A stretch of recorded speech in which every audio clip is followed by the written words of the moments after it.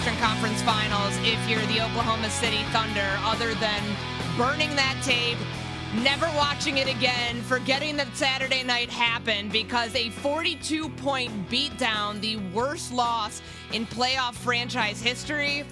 Not too many takeaways that I'd be hanging my hat on moving forward if I'm Mark Daigneault in the Oklahoma City Thunder. He's Myron Medcalf. I'm Courtney Cronin. This is Unsportsmanlike on ESPN Radio and ESPN2. Unsportsmanlike brought to you by 5 Hour Energy. Introducing spicy Cinco de Mango. Sweet, spicy, and a tad unhinged. It's a spicy chill flavor followed by a sweet mango flavor. Yes, a spicy energy shot. I might be trying one of those this morning. Only available at 5hourenergy.com for a limited time or while supplies last. Like, was that what Anthony Edwards had before Game 3?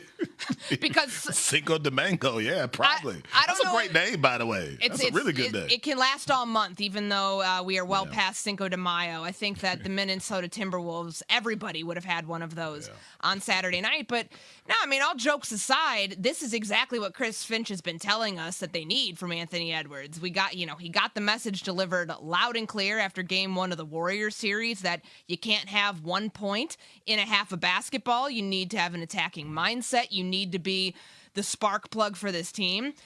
And what you got out of him after in Game 3, 141-101, that is a real final score that happened on Saturday night. But Anthony Edwards' contributions here, Myron, you expect them to be big. You expect him to put up 30 on your opponent. But I'm still stunned by how thick Minnesota laid it on in going home after losing those first two games in Oklahoma City.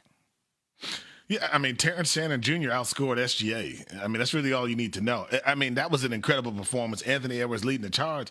And my thought, Courtney, coming to the series was Anthony Edwards is going to have to be the best player on the court. Even though Oklahoma City has the MVP, Anthony Edwards, I thought, had to be the man, had to be the dude that everyone could say, okay, he is certainly on that level in order for the Timberwolves to have a shot. And he came out, to your point, and led this team in what might have been the greatest Timberwolves playoff performance ever. 72 points in the first half, franchise record. They did it, and they did it big. But now comes the next question. Can you play to the same level when you know Oklahoma City is going to punch back? So I think this is a Minnesota Timberwolves team that showed you how good they can be. Now let's see how consistent they can be. Yeah, I mean, they made 23 pointers. That's not something consistently in this series where they've been taking a lot of shots from three and missing a lot of shots from three. When you connect on those, you're going obviously the obvious thing there is that, you're going to have a little bit more success than you did in Game 1 when you're 15 of 51. That's not basketball, but it's where those contributions are coming from. They had 7 players make multiple three-pointers, the most in a playoff game for them. And you saw where it started. It started with Anthony Edwards. And I'm curious here. I want to hear from Anthony Edwards after the game on Saturday, the specific adjustments in relation to that, and maybe some elsewhere that helped the Timberwolves pull out a 42-point victory. The adjustments is really not the biggest thing. It's about just bringing energy with a team like this. OKC played with a ton of energy, no matter what. First through the fourth quarter. So I'm just trying to exceed their energy or match it at least. That was the most important thing today, and I think we did that. Did you feel you had great energy today? Yeah, I think so. I mean, for as much as it holds true, it is about adjustments, though, because what were we just talking about previously with Tom Thibodeau in the Eastern Conference Finals and what happened in Game 3? You change the lineup, you change your luck. You defer to guys further down the bench, you get contributions in the fourth quarter, you close out a team on the road. Minnesota did it in their own building on Saturday, but sometimes I think Chris Finch forgets that Terrence Shannon Jr. is on this team and on this roster because they are a deep team. They're probably, of the teams that are left in the postseason between the four.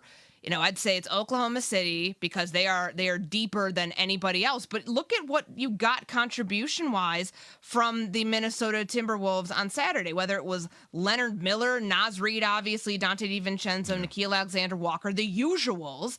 But then being able to get 15 from Terrence Shannon Jr., who, as you just mentioned, the rookie outscoring the MVP in Shai Gilgeous-Alexander. Like, that's a Chris Finch thing. That's a coaching decision to put him in that position. Yeah, and Anthony Edwards had opened up the door to kind of play everybody. They could have put me out there at one point, Courtney. I mean, they were so far ahead. I don't know that it would have made a difference. But I think that the biggest adjustment that they made, as much as we're talking about the energy they had on offense, because that was sort of the driving force, it was the defensive energy. Like, if you watch the game, Oklahoma City had nothing in transition. SGA, you got to give Jaden McDaniels a ton of credit for the way he defended him early and really put him in a phone booth. And then there wasn't a lot that Oklahoma City could do. They weren't allowed to run in transition, get all these fast break points, use their athleticism and their length. And the Timberwolves played with as much energy on defense as they had on offense. And that's what it's going to take to beat Oklahoma City.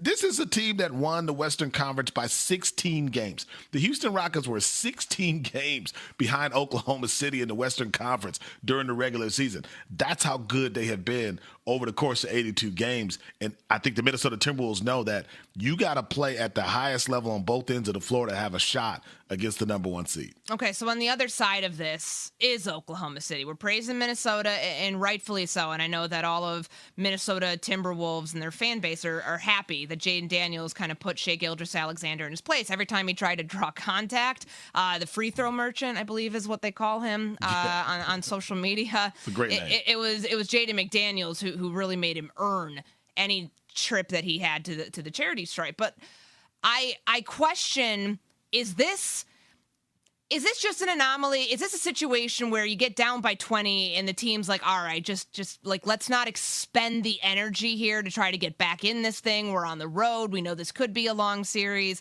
Or do you think this is actually like a bad sign going into Game 4 tonight? It felt like they kind of surrendered early. I mean, SGA didn't play a ton in the second quarter. Chet Holmgren either. They brought them both back, obviously in the second half. But I think they kind of knew. I mean, it's the NBA. You're up 30, 40 points. It's probably over. But now it's, to me, how do you reset mentally? I think the thing about this Oklahoma City team is they have the highest ceiling in the NBA. They were the best team in the league. And I think they proved that over the course of the season. But they also have these moments where you go, okay, they look pretty young.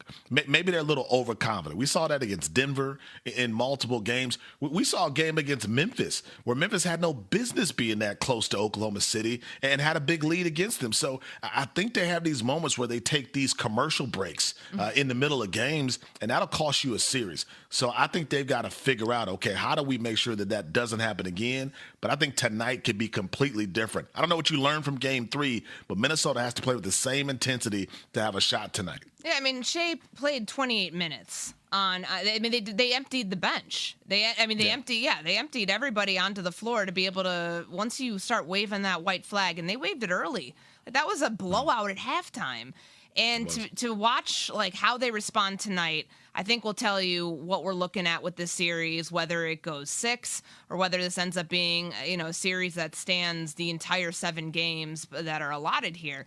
I don't put much stock into what happened the other night. Like, yes, I mean, for Minnesota to have a statement like that, as Anthony Edwards said, it was the energy that they brought. Can you do it in Game 4? Because we've seen moments where, okay, like the light's on. Like, isn't that what Chris Finch told Anthony Edwards after the Game 1 of the Warriors series? Like, you got to find the light and keep it on. Like, do you do that again? Like, are they capable of doing that? Sure. But I don't think they're going to get the same sort of, now it being a 2-1 series, I don't think you're getting that same sort of, mindset from the Oklahoma City Thunder. Like, you can have about one of those games in the playoffs when you pull your starters where it's, a 20-point, then 30-point, then 42-point game. You realize that you have no business trying to get back in that. I think they'll be fine. But, was it jarring? Yes. Is it alarming? Probably not. They still are the best team in the Western Conference with the best record in the MVP. I think you'll see a much closer game than that in Game 4, and you can hear that coverage. You can see the game on ESPN. You can hear it on ESPN Radio tonight. Coverage beginning 8 p.m. Eastern Time on ESPN Radio and the ESPN app. Courtney Cronin, Myron Medcalf with you here on Unsportsmanlike.